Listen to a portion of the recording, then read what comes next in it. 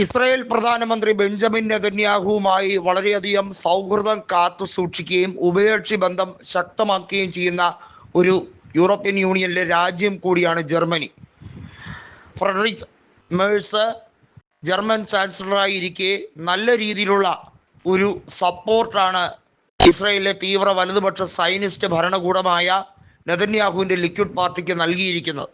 മാത്രമല്ല ഗാസയുടെ മുനമ്പിലെ ഏറ്റവും വലിയ നഗരപ്രദേശമായ ഗാസ സിറ്റിയിൽ ആക്രമണത്തിനും അതുപോലെ തന്നെ അത് പിടിച്ചടക്കലിലുമൊക്കെയായി ജർമ്മനി ഇതിനോടകം തന്നെ വലിയ തുകയാണ് ചിലവഴിച്ചിരിക്കുന്നത്. അത് ജർമ്മനിക്ക് കൃത്യമായി എന്ത് ഉദ്ദേശത്തിൻ്റെ പേരിലായിരുന്നാലും അത് ശരിയായ നടപടിയല്ല എന്ന് മറ്റുള്ള യൂറോപ്യൻ യൂണിയനിലെ രാജ്യങ്ങൾ പറയാൻ തുടങ്ങിയതോടെ ജർമ്മനി ഇപ്പോൾ ഏകപക്ഷീയമായി ഈ കരാർ താൽക്കാലികമായി മരവിപ്പിച്ചു വെച്ചിരിക്കുകയാണ്. അതായത് ഗാസയെ പിടിച്ചടക്കുന്നതുമായി ബന്ധപ്പെട്ട കാര്യത്തിൽ അവ്യക്തതയുണ്ട്. ഇസ്രായേലിന് മറ്റെന്തോ ലക്ഷ്യമാണുള്ളത്. ഇസ്രായേൽ ഇപ്പോൾ നടത്തുന്ന വംശഹത്യയാണ്. നമുക്കറിയാം, സ്ത്രീകളെയും കുട്ടികളെയുമാണ് അവർ ഉന്നയിടുന്നത്. അതായത് ഇനി ഒരു അടുത്ത തലമുറയുണ്ടാകരുത് എന്നതാണ് നെതന്യാഹുവിൻ്റെ ലക്ഷ്യം. അതിനുവേണ്ടി സ്ത്രീകളെയും ഇപ്പോൾ വളർന്നുകൊണ്ടിരിക്കുന്ന യുവാക്കളെയും പരമാവധി കൊന്നൊടുക്കുക, വംശഹത്യ നടത്തുക. ഒരു കാലത്ത് ഹിറ്റ്ലർ എന്താണ് നടത്തിയത്? ജൂതന്മാരെ കൊന്നൊടുക്കി, കോൺസെൻട്രേഷൻ ക്യാമ്പിൽ കൊന്നൊടുക്കി വംശഹത്യയാണ് നടത്തിയത്. ഹിറ്റ്ലറും ഈ ജൂതനായ നെതന്യാഹുവും തമ്മിൽ എന്ത് വ്യത്യാസമാണുള്ളത്? ഒരു വ്യത്യാസവുമില്ല. ഹിറ്റ്ലറിൻ്റെ ആധുനിക സമ്പ്രദായമാണിപ്പോൾ നെതന്യാഹു ചെയ്തുകൊണ്ടിരിക്കുന്നതെന്ന് ഏത് രാജ്യത്തിനാണ് അറിയാത്തത്?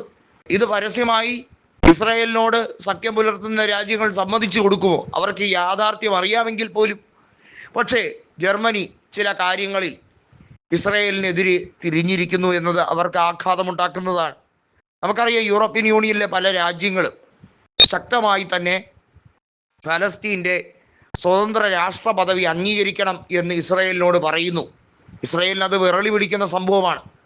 ട്രംപ് ആണെങ്കിലോ എന്ത് പറയണമെന്നറിയാതെ സമനില തെറ്റി നടക്കുന്ന ഒരു മനുഷ്യനെ പോലെ എന്താണ് താൻ കാണിക്കുന്നത്, പ്രവൃത്തിയിലൂടെ നടപ്പിലാക്കാൻ ശ്രമിക്കുന്നതെന്നത് പോലും ഈ 79-കാരന് ബോധോദയമില്ലാത്ത രീതിയിൽ സമനില തെറ്റുന്ന പോലെ നടക്കുകയാണ്.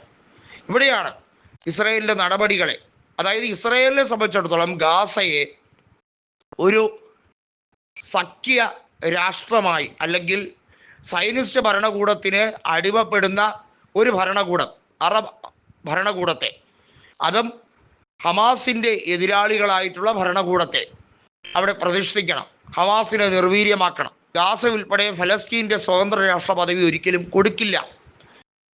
ഗാസ മുനമ്പിൽ ഒരിക്കലും സമാധാനം നൽകില്ല. നോക്കിയപ്പോൾ ജർമ്മനിയെ സംബന്ധിച്ചിടത്തോളം ജർമ്മനിക്ക് വലിയ നഷ്ടങ്ങൾ ഉണ്ടാകുന്നു സാമ്പത്തികപരമായും ഇസ്രായേലിൻ്റെ കൂടെ നിൽക്കുന്നതിൻ്റെ പേരിൽ. അങ്ങനെയാണ് ഫ്രെഡറിക് മേഴ്സ് ഇപ്പോൾ നിലപാടുകൾ തിരുത്തുന്നത്.